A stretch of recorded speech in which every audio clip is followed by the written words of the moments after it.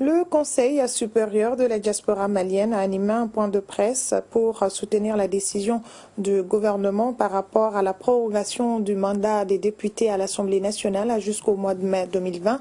Ce nouveau report des législatives permettra aux Maliens de l'extérieur de mieux se préparer pour leur représentativité à l'hémicycle. Reportage à Diemba Moussa Konaté.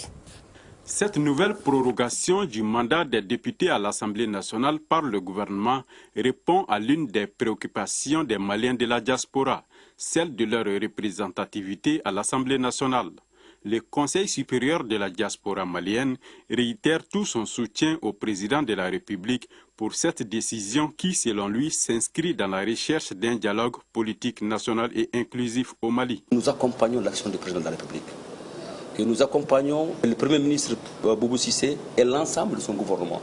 Et également que nous comprenons que ceux qui ne sont pas d'accord, en utilisant des arguments pertinents, que ce n'est pas légal, nous les comprenons également.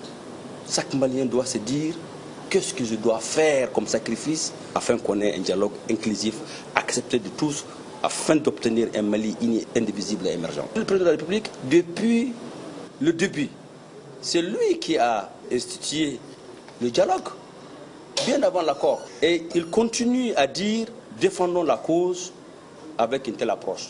Moi, je pense que cette approche est comprise maintenant.